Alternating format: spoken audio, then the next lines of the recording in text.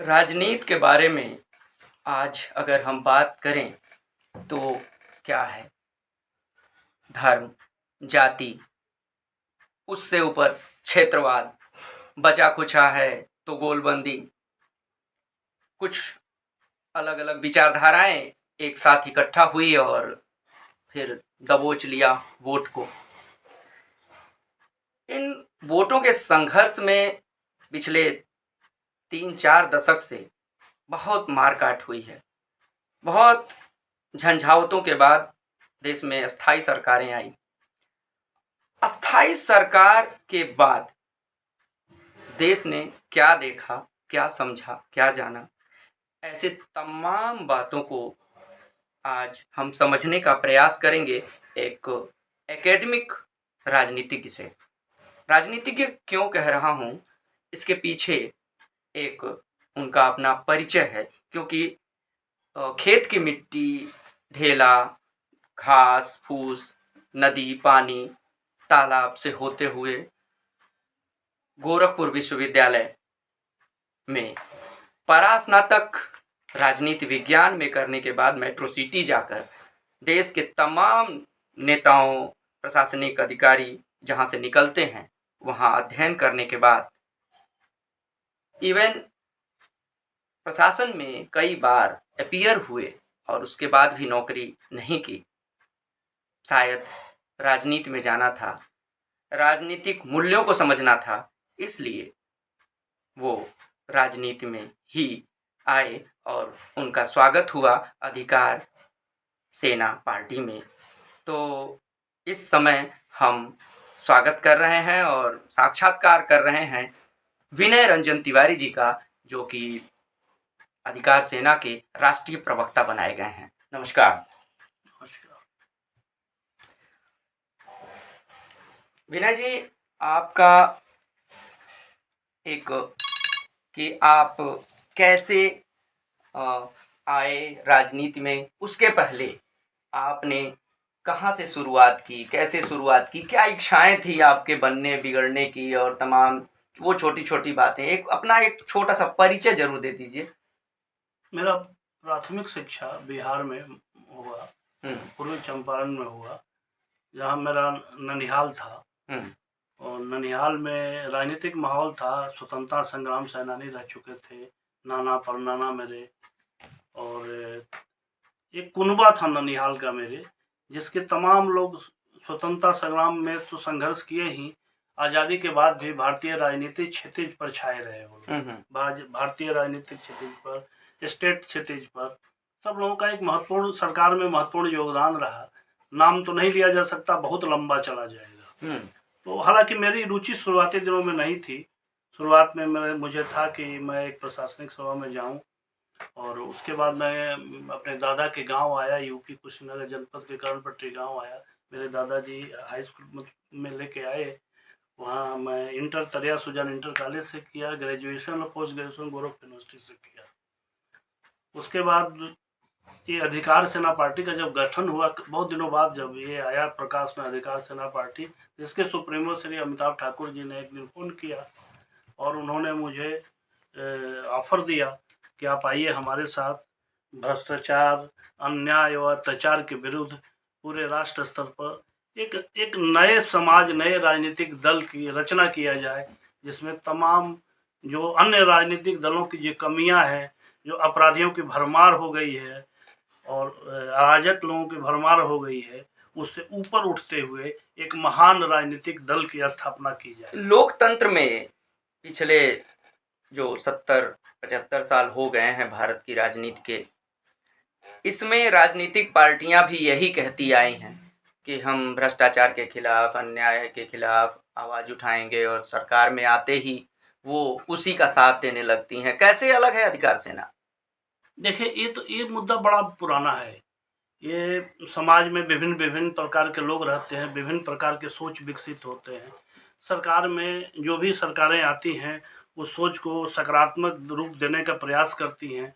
उसमें कुछ उस नकारात्मक सोचों से अपने स्वार्थ सिद्धि करने का प्रयास करती हैं, और राजनीतिक पार्टियां कालांतर में विफल हो जाती हैं। हमारी पार्टी उससे अलग हट के सकारात्मक सोच से उसमें काम करेगी और ये तमाम जो कुरीतियां हैं उससे अलग रहने का प्रयास करेगी। आज तो ये माहौल है देश का कि कहा जाता है कि राजनीति का विकल्प क्या है, यानी कि जो लोग सत्ता में हैं उनके अलावे कोई विकल्प ही नहीं है इस देश में। अगर आप सवाल करेंगे किसी से तो यही सुनने को मिलेगा कि आप विकल्प बता दीजिए किसे चुना जाए। देखिए, जनता अनिर्णय की स्थिति में जो है इस समय, उसका कारण राजनीतिक दल ही है। विगत नरसिम्हा केंद्र में बहुत दिनों से शुरू आरंभ से आज़ादी के बाद से ही कांग्रेस की सरकार रही। आरंभिक दिनों में तो कुछ दिनों तक तो उठापटक के बाद, नेहरू इंदिरा जी के बाद और तमाम चीज़ें हुई, अटल जी तक फिर सब सही रहा। बाद में जो कांग्रेस की सरकार आई उसमें कांग्रेस की सरकार जो है जनता का विश्वास जीतने में विफल रही। केंद्र में न कोई अस्थाई सरकार दिख रही थी, सब प्रधानमंत्री ही दिख रहे थे, सब बयान दे रहे थे और न अंतर्राष्ट्रीय स्तर पर ही भारत का सम्मान इस टाइप दिखाई दे रहा था। इसी में उभर कर गुजरात से एक व्यक्ति आए जो जिनको नरेंद्र मोदी जी कहते हैं। इन्होंने भाजपा के नेतृत्व में देश को जगाया और नरेंद्र मोदी जी के आना एक तरह से राजनीतिक क्रांति थी। उसको राजनीतिक क्रांति हम इसलिए कहते हैं कि 10 लाख लोग सभा में रहते थे और 20 लाख लोग रास्ते में रहते थे जो पहुंच नहीं पाते थे सभा में। ये महात्मा गांधी और नेहरू के समय हुआ था। तो इस तरह से एक राजनीतिक क्रांति थी। उस राजनीतिक क्रांति में के बाद सरकार जो आई, शुरू में तो 5 साल ठीक चली, लेकिन जिन मुद्दों पर आई, महंगाई, भ्रष्टाचार और बेरोजगारी, उन मुद्दों से इतर चली गई। महंगाई आसमान छू रहा है और जो राजनीति में भ्रष्टाचार है वो देख ही रहे हैं। चलिए, ये तो सत्ता में आए। हाँ, उसके बाद बता रहा हूँ। उसके बाद से जो अन्य दल हैं, सबसे बड़ा दल है कांग्रेस। इनकी अपनी महत्वाकांक्षा है, इनके जो राज्य की अपनी महत्वाकांक्षा है। दूसरी विपक्ष में जो लोग हैं सब प्रधानमंत्री। ऐसा क्या हो गया कि सभी के सभी राष्ट्रीय दल अब एक तरह से खोजे जा रहे हैं कि कहाँ हैं? इनके विचार बिखरे हुए हैं। सब चाहते हैं कि हम नेतृत्व संभाल लें, हम नेतृत्व संभाल लें, जिसके कारण से कोई विकल्प नहीं दे पा रहा है। नीतीश जी की अपनी उधर नीतीश जी जो है इसमें सबसे सीनियर लीडर है। अभी इनकी अपनी व्यवस्थाएं हैं। नहीं, अभी क्या हर डाल पर बैठ जाते हैं। ठीक है, अभी क्या है कि तमाम लोगों के बीच में जो राजनीतिक केंद्र बिंदु बने हुए हैं उसमें अगर आप चेहरों की तरफ जाएंगे तो सब नेता पुत्र हैं, सभी के सभी नेता पुत्र हैं। स्थायी रूप से सीढ़ी से होकर जाने वाला कोई दिखता नहीं है, सभी के सभी जैसे लिफ्ट से आए हुए लोग हैं। ऐसा क्या है कि नेता पुत्र ही इस देश को चला रहे हैं? आप इस पे क्या कहना चाहेंगे? देखिए, सफल तो नहीं हो रहे हैं और नेता पुत्र होना और राजनीति में आना कोई गलत बात नहीं है, लेकिन यह नेता पुत्र हमको लगता है शुरुआती दिनों में, अब हमको तो बहुत जानकारी इनके बारे में नहीं है, पढ़ने लिखने में कमजोर थे जिनके कारण इनको विदेश में पढ़ने के लिए भेज दिया गया। तो ये इनको विदेश की राजनीति करनी चाहिए ना। अगर देश की राजनीति करनी थी तो भारतीय संस्कृति, इतिहास, भूगोल, राजनीति, भारत की राजनीति पढ़नी चाहिए थी। जी, जैसे कि हम भारतीय परिवेश में की चीजों को इनको समझना चाहिए। नदियों को समझना चाहिए, मिट्टी को समझना चाहिए, बाग बगीचे को समझना चाहिए, इनके यहाँ की जनता की दुश्वारियों को समझना चाहिए, गरीबी अमीरी को देखना चाहिए। ये तमाम चीजों से अनभिज्ञ हैं, अनाप शनाप बयान देते रहते हैं। कहा भी जाता है कि नेता आंदोलन के गर्भ से पैदा होता है, लेकिन अब तो घरों में पैदा हो रहा है और होते ही कुर्सी पा जा रहा है। बस यही कारण है, हर आदमी चाह रहा है कि कम मेहनत में ज्यादा से ज्यादा, अधिक से अधिक चीजें पा जाए। अब जैसा कि आपने नीतीश जी की बात की तो मैं चाहूंगा कि बिहार राज्य की भी बात हो जाए। और चूंकि बचपन बीता है आपका, बिहार में जाति और धर्म की खाटी पकड़ है। पार्टी अगर आपकी वहां जाती है तो क्या अंतिम व्यक्ति की बात सरकार तक कैसे पहुंचाएगी या कैसे सरकार में शामिल करेगी? हमारी पार्टी जाति व्यवस्था को नकारती है। जाति और धर्म की राजनीति से कोई देश महान नहीं हुआ है। दुनिया में 2 ही 3 वर्ग हैं, एक शासक है, एक शोषित है, एक अमीर है, एक गरीब है। हम शासक और शोषित के बीच की खाई को पाटेंगे और अमीर गरीब की खाई को पाटने का प्रयास करेंगे। इसी मुद्दे पर हमारी जो पार्टी है आगे बढ़ेगी। जात और धर्म तो वो व्यक्तिगत इच्छा अनिच्छा पर जाहिर है। अखंड भारत की जो परिकल्पना है, या जो आज साकार लोग कह रहे हैं आज साकार हो रही है अखंड भारत की परिकल्पना, तो कैसे देखते हैं अखंड भारत को? देखिए, भारत विभिन्न जातियों, विभिन्न धर्मों, विभिन्न वर्गों को मिलाकर बना हुआ राष्ट्र है, जिसकी प्राचीन काल से जो चला आ रहा है, अखंड रहा है। तमाम आक्रांता आए, तमाम विभिन्न संस्कृति के लोग आए, जो भारतीय संस्कृति पर दबाव डालते हुए भारतीय संस्कृति को मिटाने का प्रयास करते हुए इसी सभ्यता और संस्कृति में घुल मिल गए और भारतवर्ष के होके रह गए। तो भारत एक अखंड राष्ट्र है, इसकी सभ्यता और संस्कृति को कोई हिला डुला नहीं सकता। कोई राजनीतिक दल आए, कोई आक्रांता आए, कोई जाए, भारत रहेगा। भारतवर्ष एक धर्म और जाति ही वोट बटोरने का सबसे सतही साधन है। जहां तक मैं समझता हूं, देश और समाज को भले ही बट जाए लेकिन इससे वोट मिलता है। इसका कारण यह रहा है कि करीब 50% अपराधी प्रवृत्ति के लोग राजनीति में आए हैं। अपराधी कमजोर कैरेक्टर का होता है, डरपोक होता है। अपराधी डरपोक ही होता है तभी अपराधी बनता है। संघर्ष नहीं कर पाता, वो स्ट्रगल नहीं करता है, तो उसको कुछ नहीं दिखता है। जब बहुत कमजोर होता है तो जाति और धर्म दिखाई देता है। तो जाति और धर्म के रथ पर सवार होकर सोसाइटी में के लोगों, समाज के लोगों के गरीबी और दुश्वारियों का लाभ उठाकर उनका लीडरशिप अपने हाथ में लेता है। तरह तरह की समस्याएं क्रिएट करके वो अपने को हीरो बनकर आता है भारतीय राजनीति में। ऐसे ही लोग जाति और धर्म की राजनीति, तो ऐसे लोगों का भविष्य क्यों बन जाता है? जैसे कि देखिए, अभी राम जी को लेकर के लड़ाई हो रही है, तो कहीं अल्लाह को लेकर लड़ाई हो रही है, कहीं गॉड को लेकर लड़ाई हो जाएगी और इससे लोग वोट बैंक अपना सुरक्षित कर रहे हैं। देखिए, जहां तक भगवान राम की बात है, भगवान राम भारतीय सभ्यता और संस्कृति के केंद्र बिंदु रहे हैं।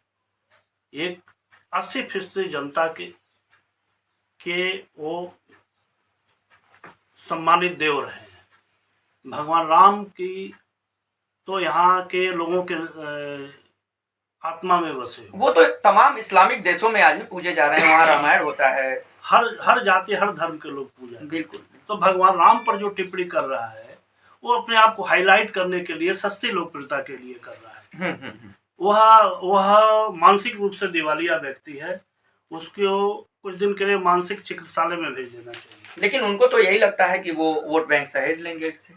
उनका भ्रम है। सरकारें कठोर नहीं हैं, राजनीतिक रूप से प्रेरित है, राजनीतिक से प्रेरित हैं और वो उन पर कार्रवाई नहीं कर रही हैं। नहीं तो सही मायने में वो मानसिक रोगी हैं, उनको मनोचिकित्सक से दिखाने के। किसी भी धर्म की आलोचना करने का क्या जरूरत है? बिल्कुल नहीं। और ऐसी धर्म में राजनीति में धर्म को लेकर राजनीति करने वालों को जनता को नकार देना चाहिए। इसमें संविधान में एक संशोधन होना चाहिए कि धार्मिक और जातिगत टिप्पणी करने वाले लोग राजनीति में अयोग्य घोषित हो जाए। अभिव्यक्ति की आजादी की बड़ी बात हो रही है आज के समय में। आप मीडिया से रहे हैं, क्या आम जनता तक सत्य पहुंच पा रहा है या बनाया हुआ सत्य पहुंच रहा है? क्या होगा इसके? जहां तक अभिव्यक्ति की बात है, इस समय कुछ घुटन सा महसूस हो रहा है। अभिव्यक्ति को लगता है अभिव्यक्ति की स्वतंत्रता को कानूनी जंजीरों में जकड़ा जा रहा है। वो ठीक नहीं है। लोकतांत्रिक प्रणाली के लिए वो ठीक नहीं है। अगर हम आलोचना नहीं करेंगे, अगर हम अपने सरकार की कमियों को सदन तक नहीं आवाज पहुंचाएंगे, तो सरकारें अपने में कैसे संशोधन करेगी, अपने को कैसे डिसिप्लिन में लाएंगी। अगर देखिए, इसका कारण ये है कि अगर आलोचक नहीं रहेंगे तो खुद सरकार में रहने वाले लोग में से ही आलोचक पैदा होंगे जो अंडरग्राउंड पर तौर पर सरकार को कमजोर करेंगे। तो ये आलोचक जो होते हैं या विपक्ष, मजबूत विपक्ष मीडिया, स्वतंत्र मीडिया, ये सरकार की एक आईना दिखाती है।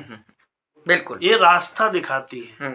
इससे सरकार ही कमजोर होगी, और सरकार, एक तरह से कहा जाए, ये सब अगर सरकार जनित हो रहा है तो सरकार अपने पांव में कुल्हाड़ी मार रही है। एक देश में या और अंतर्राष्ट्रीय स्तर पर कोविड का मामला खड़ा हुआ था। अभी बहुत सारी पक्ष विपक्ष भी उस मामले में घिरा हुआ था। कोविड-19 पर भी राजनीतिक परिदृश्य बन गया था, पूरी तरह से एक राजनीतिक माहौल बन गया था। ये कभी-कभी सरकार के मन से आता है, ऐसा लोग कहते हैं। तो आप इसको कैसे देखते हैं? पहला तो देश में, फिर आगे बढ़ते हैं उसमें। देखिए, जहाँ तक राष्ट्र भारत की बात है, इतना व्यापक महामारी वो थी, इतनी व्यापक महामारी वो थी, जो सरकार, कोई भी सरकार नहीं चाहती है कि महामारी और आपदा के समय हम असफल हो जाएं। सरकार ने अपना प्रयास किया, लेकिन उन प्रयास के योजनाओं के समन्वय का नितांत अभाव था। उसमें समन्वय का अभाव था, कोऑर्डिनेशन नहीं हुआ। नहीं, मैं पूछना चाहता हूँ, क्या सरकार के मन से आती है कोविड, या फिर कोई महामारी है ये? वो एक महामारी है जो चाइना जनित था जी। चाइना ने संसार को कमजोर करने के लिए, अपने को हीरो बनाने के लिए जो काम किया, उसमें वो खुद उसका शिकार हुआ। अमेरिका और चीन के बीच काफी द्वंद्व मचा रहा था, प्रायोजित का चक्कर रहता कि ये बीमारी प्रायोजित है। चाइना ऐसा राष्ट्र है जो भारतीय दुनिया की सभ्यता संस्कृति से कटा हुआ राष्ट्र है, और जहाँ तक भारत जैसे गुटनिरपेक्ष देश की बात है, जब इससे इसकी नहीं बन पाई तो वो इस संसार में वह विखंडित हो जाएगा। आने वाले समय में इस तरह से खुराफात करता रहा तो इस पृथ्वी नामक ग्रह पर खतरा मंडराने लगा। क्योंकि परमाणु संपन्न राष्ट्र उत्तर प्रदेश की बात करें, उत्तर प्रदेश में बुलडोजर और माफिया और पर क्या कहेंगे, कोई टिप्पणी आपकी? देखिए, जो माफिया होते हैं, आपराधिक तत्व होते हैं, वो उनसे सरकार के वो समाज के विकास अवरोधित होता है, बाधित होता है। अगर कोई सरकार ऐसे तत्व जो पैरेलल सरकार चला रहे थे वर्षों से, उनके खिलाफ कार्रवाई कर रही है तो ये सराहनीय है, ये एक बोल्ड कदम है। लेकिन इसके साथ साथ जो जैसे एक कानपुर की घटना हुई जी जी, तो सरकार को अपने संज्ञान में लाकर ये चीज़ें देखनी चाहिए कि हमारे इस अधिकार दिए जाने के बाद क्या सरकारी तंत्र कहीं दुरुपयोग तो नहीं कर रहा है। जैसे कानपुर की घटना हो गई, कानपुर की घटना जल जाना, हाँ, वो बहुत बड़ी घटना थी, जिसको हमें नहीं लग रहा है कि सरकार के संज्ञान में नहीं होगा। सरकार इस बात इस डैमेज कंट्रोल करने का प्रयास कर रही होगी, लेकिन इसका लाभ उठाकर, देखिए, कहा जाता है कि 5 दोषी भले छूट जाएं, एक निर्दोष को सजा न मिले। कानून का न्याय यही करता है। जी जी, इस पर सरकार को ध्यान देना चाहिए। अच्छा, चलिए अधिकार सेना की बात करते हैं। तो आगामी तमाम चुनाव हैं आपके सामने, जब पार्टी बन ही गई है तो चुनाव तो अब लड़ेगी ही, तो कैसी तैयारी रहेगी? तमाम पार्टियां हैं, इतने सारे पैसे, रुपए, बहुत सारे संसाधन उपयोग करने पड़ते हैं, और इसमें बूथ स्तर तक की तैयारी हो रही है। तो आप क्या कहेंगे, और अधिकार सेना कैसे तैयार है इस लड़ाई को लड़ने के लिए आगे? हमारी पार्टी बहुत कुछ महीनों की घटना है। कुछ विद्वान लोग जो प्रशासनिक सेवाओं में रहे हैं, जिसमें हमारे सुप्रीमो भी हैं, उन लोगों ने देखा कि गत कई दशकों से सदन में माफिया, क्रिमिनल चले जा रहे हैं, जिसके वजह से ये अपने हिसाब से अपने नियंत्रण में पूरी व्यवस्था को किए हुए हैं। जो सुसभ्य लोग हैं विधानसभाओं में, लोकसभाओं में, ये लोग जो सुसभ्य लोग हैं, जो वास्तव में देश सेवा की मंशा से गए हैं, उनके उद्देश्यों को भी प्रभावित कर रहे हैं।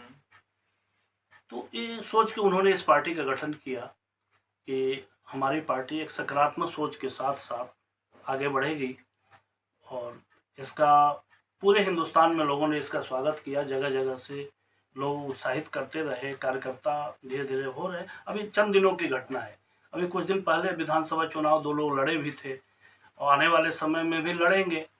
तो जहाँ तो बूथ अफसर की बात है, हमारा संगठन अभी बहुत कमज़ोर है, धीरे धीरे आगे बढ़ रहा है। तो जितने में है हम संगठित रूप से रहेंगे, जहाँ भी लड़ेंगे मजबूती से। हाँ, संगठित रूप से, जितनी औकात है, जितनी सीमाएं हमारी है, उस सीमाओं से क्षमता को आप लगा देंगे, ऊपर उस सीमाओं से ऊपर उठ के मेहनत जी। तो अभी आप अधिकार सेना के राष्ट्रीय प्रवक्ता विनय रंजन तिवारी जी से रूबरू थे और ये लड़ेंगे आगे। अभी पार्टी छोटी है, शुरुआत है, लेकिन लड़ाई बहुत जम के लड़नी है और कुछ अलग दिखाना है। न धर्म न जाति, सिर्फ होगी ताकत तो मुद्दे की, और इस मुद्दे की लड़ाई के साथ लड़ेगी अधिकार सेना पार्टी। धन्यवाद।